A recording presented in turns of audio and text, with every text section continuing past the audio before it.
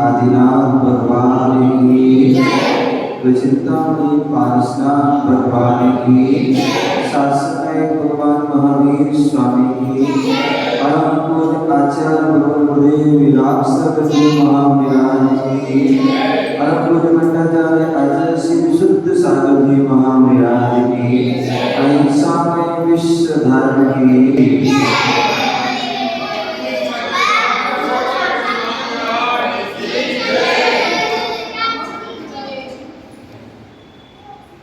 धर्मशाला के प्रवचन में बैठे हुए हैं और पावन प्रसंग गोद भराई और ये स्थान निश्चित ही पवित्र स्थान है। हो सकता है इसके पहले हुआ हो या ना हो, लेकिन इस बार इस चातुर्मास में एक नहीं दूसरी बार जो है इस हॉल में गोद भराई का कार्यक्रम यहाँ चल रहा है। ये आपके लिए डबल दूसरी बार एक मौका मिल रहा है कि दीक्षार्थी कि हमें सम्मान बहुमान करने का सौभाग्य मिल रहा है। हम प्रतिदिन चातुर्मास के अंदर पूज्य गुरुदेव की कीर्ति रत्नात्रय वर्धनी टीका का जो है हम व्याख्यान सुन रहे हैं। रहन सार ग्रंथ पर जो और रत्नात्रय वर्धनी टीका जो रत्नात्रय को बढ़ाने वाली है, जो रत्नात्रय का जो है हमारे लिए ज्ञान कराने वाली है। ऐसी उस टीका में हमने जो है जाना था रत्नों के बारे में कि सच्चे रत्न कौन से हैं, जो रत्न हमारी आत्मा का कल्याण करे, ऐसे रत्न कौन से जो आपके सामने बैठी दीदी है उनका नाम क्या है?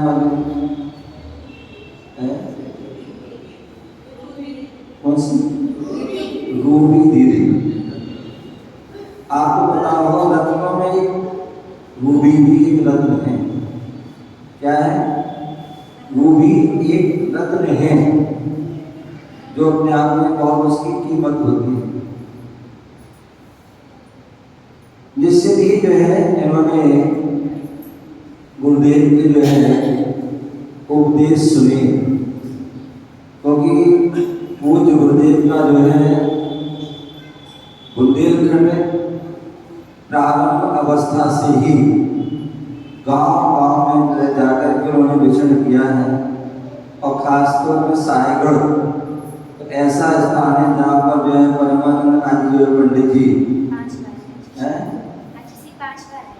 मतलब जो है एक से बड़े बड़े बड़े विद्वान हुए, जहाँ पर बढ़िया सिद्धांत के जो ज्ञानी, और वहाँ पर पूज्य गुरुदेव की वहाँ उपासना हुई बड़ी बड़ी 90-91 में लगभग।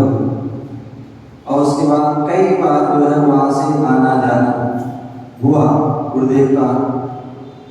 और जब भी गुरुदेव जाते, मैंने कभी भी कहा था, वो अपनी बैराग की जो बूंदें क्या करते हैं समाज पर जो है उड़ते चले जाते हैं और उनमें से जो वैरागी भी निकल आते हैं। और यही कारण है कि जो गुरु जी ने गुरुदेव के उपदेश सुने होंगे, उनके दर्शन किए होंगे, और गुरुदेव ने जो है वास्तविक रत्नों के बारे में वर्णन किया, और उसको उन्होंने सुना होगा कि जो है हीरा मोती पावन रूबी आदि जितने भी नीलम आदि रत्न हैं, ये सब सांसारिक को बढ़ाने वाले रत्न हैं। इनसे संसार ही बढ़ेगा, संसार घटने वाला नहीं है। क्योंकि आप इतिहास जाके देखिए, चक्रवर्ती तीर्थंकर जैसे महापुरुष भी, जिनके पास कितने क्या 14 रत्न, 9 निधियां नहीं, लेकिन उनसे उनका कल्याण नहीं हुआ। उन्होंने अपने जीवन में उन निधियों को छोड़ा, उस चक्रवर्ती आदि जैसे पदों को, रत्नों को छोड़ा। तीर्थंकर जैसे होगा तो जो वैराग को धारण करके, और जो रत्नात्रय रूपी जो सम्यक रत्न है, सम्यक दर्शन, सम्यक ज्ञान, सम्यक चारित्र रूपी जो रत्न है, उन रत्न से ही, उनको धारण करने से हमारा कल्याण होगा। इसके बिना कल्याण होने वाला नहीं है। और यही कारण है कि वह रूपी दीदी जो है, और हमारी दूसरी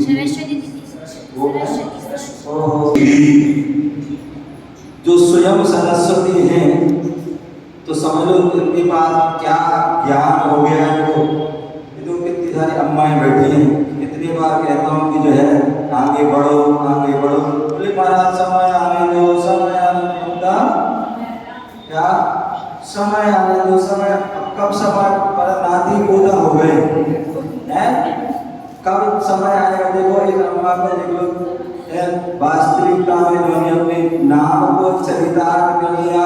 इसलिए गुरुदेव कहते थे कि अपने कल्याण करने के लिए, कर्मों को क्षय करने के लिए बहुत ज्यादा ज्ञान की आवश्यकता नहीं है।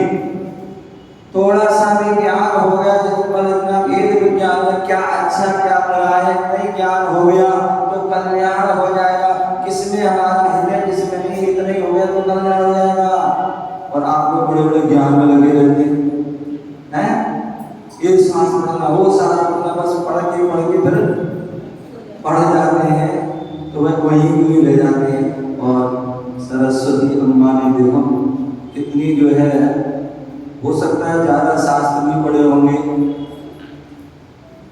ताकि बहुत ज्ञानी है, बहुत, क्योंकि मुझे पता है कि कहाँ के मैं हो गया है बक्सवाहा, जो नैनागढ़ के पास स्थान है, जहाँ पर घर घर में स्वाध्याय प्रेमी है अम्मा, घर घर में बड़े बड़े ग्रंथों के, समय सार जैसे ग्रंथों के जो ज्ञानी लोग हैं, तो ऐसे उनके साथ में रह करके, उन बातों को सुन करके जो है उनसे भेद विज्ञान हो गया कि जो है घर में रह करके कल्याण होने वाला नहीं है। जब तक घर को नहीं छोड़ेंगे, क्या, जब तक घर को, परिवार को, कुटुंब को नहीं छोड़ेंगे, तब तक जो है हमारा कल्याण मुक्ति होने वाली नहीं है। और आज यहाँ पर आ गए हैं, इतनी उम्र होकर भी फिर भी भाव उनके दीक्षा लेना है। महाराज दीक्षा तो कैसे करेंगे, चल नहीं पाते, देख नहीं पाते, इनसे बोल रहा हूँ ले लो, बोले बैठे नहीं पाते हैं, क्या करें हैं, क्या बैठ नहीं पाते। गुरु जी ने कहा कुर्सी बैठ जाना, बोले फिर भी जो है, फिर भी भाव की, लेकिन इनके दीक्षा के भाव हुए निश्चित ही। बोले कहते हैं स्वयं में स्वयं को खोजना ही दीक्षा है। अपने भूले हुए स्वरूप को जो है तलाशने का नाम ही जो है दीक्षा है। अपने परमात्मा के निकट पहुंचने का नाम ही जो है दीक्षा है। ऐसी दीक्षा जहाँ पर जो है किसी प्रकार की कोई इच्छा ही बाकी ना रहे, कोई इच्छा ही नहीं रहे, वही वास्तविकता में दीक्षा होती है। और ये दीक्षा निश्चित ही इसका तीव्र पुण्य का उदय आ जाता है, वही दीक्षा ले पाता है। अन्यथा ऐसे ही लोग हैं, वर्षों वर्षों निकल जाती है, लेकिन फिर भी वह दीक्षा नहीं रह पाते। इसलिए कहा है गुरु से जो शिक्षा पाते वो गुरु से दीक्षा पाते, जो गुरु से शिक्षा पाते वो गुरु से दीक्षा पाते। विषय भोग तजने वाले संयम की भिक्षा पाते, विषय भोग पाने वाले संयम की भिक्षा पाते। दीक्षा बिन शिक्षा और दीक्षा बिन शिक्षा संसार बढ़ाए, जीवन में पानी की भूख कब मिट जाए, जीवन में पानी की भूख पानी और पानी अनहानी कब घट जाए,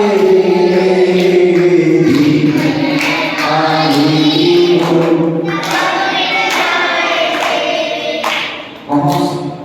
जो गुरु से शिक्षा पाते। माता जी जो है श्री माता जी आदि के पास रह करके भी शिक्षा और अनेक प्रकार के जो है अनुभव प्राप्त किए हैं। और उसके बाद जो है जिज्ञासा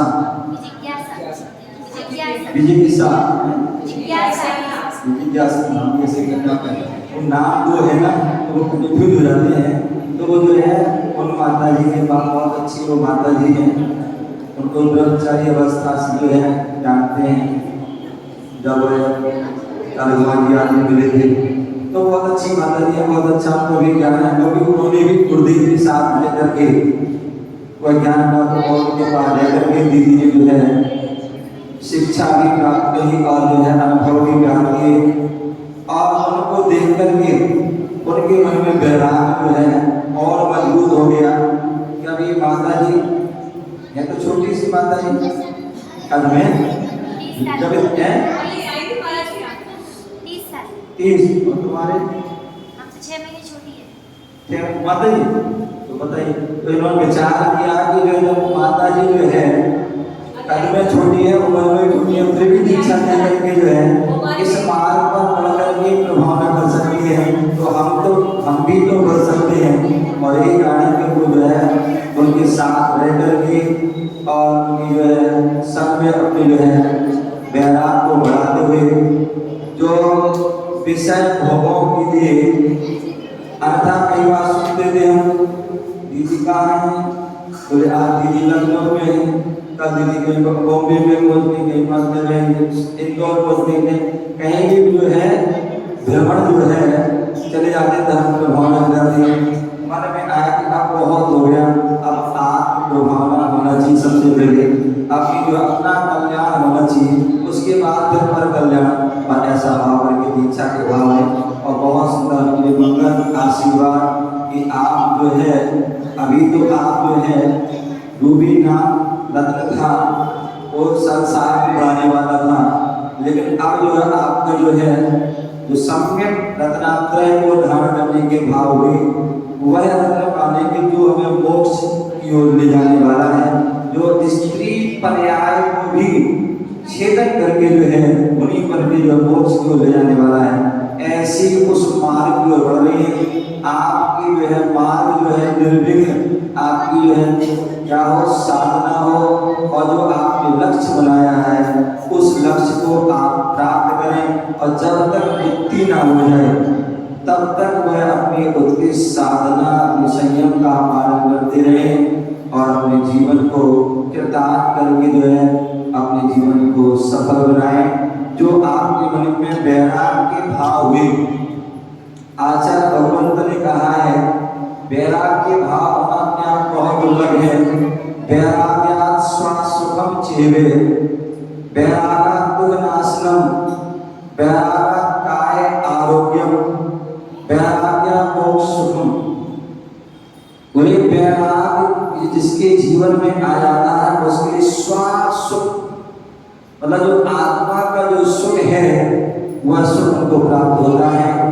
जो सुख मुनियों को होता है, जो सुख अनंत को होता है और जो सिद्धों को होता है, ऐसा वह सुख वैराग के माध्यम से होता है। वैराग्यात् दुःखनाशनम, जो अनादि काल से जो है दुर्गत जो गतियों में भ्रमण कर रहे हैं और उनसे दुख को पा रहे हैं, तो उन दुख को नाश करना है, तो वो दुख नाश कैसे होंगे? वह दुख नाश जो होंगे वह वैराग्य से होंगे। बिना वैराग्य धारण किए वह दुख नष्ट होने वाला। कहते हैं शरीर, कार्तिक आदि ग्रंथों में लिखा है ये शरीर जो है एक अंगुल में 96 रोग है। पूरे इस शरीर में 5 करोड़ 68 लाख आदि इसमें रोग हैं। एक रोग के जो है इलाज करने पाते हैं, रोग उत्पन्न हो जाते हैं, तो कैसे वह आरोग्य प्राप्त है? तो वैराग्य आरोग्य, जो वैराग्य को धारण करता है वह आरोग्य को प्राप्त हो जाता है। तो ऐसे वह वैराग्य, ऐसे आपके जो वैराग्य भाव है, आपकी बहुत बहुत असीम मंगल आशीर्वाद आपकी जो है निर्विघ्न खूब दीक्षा लो, साधना करो और अपने मुकाम अंतिम मुकाम मोक्ष को प्राप्त करें। ऐसे मंगल गोविंद जी को और सरस्वती जी को बहुत बहुत मंगल आशीर्वाद और माता जी को भी बहुत बहुत मंगल आशीर्वाद कि जो है आप ऐसी पीढ़ियों के सबके कल्याण में लगी हुई हैं, जिससे भी स्वाकल्याण पर कल्याण और पर कल्याण से भी अपना भी कल्याण होता है। सबके लिए बहुत बहुत मंगल आशीर्वाद। आप सभी यहाँ तक आए हैं और इस कार्यक्रम में उपस्थित हुए, आप भी इस कार्यक्रम में जो है वो गोद भर के ये भावना आप भी बनाए। आज में हम दीदी की गोद भराई कर रहे हैं। हे भगवान, ऐसा समय कब आए, ऐसा कब समय पुरुषार्थ हमारी भी गोद भराई हो, हम भी दीक्षा लें, संयम को धारण करें और अपना कल्याण करें। इसी भावना जब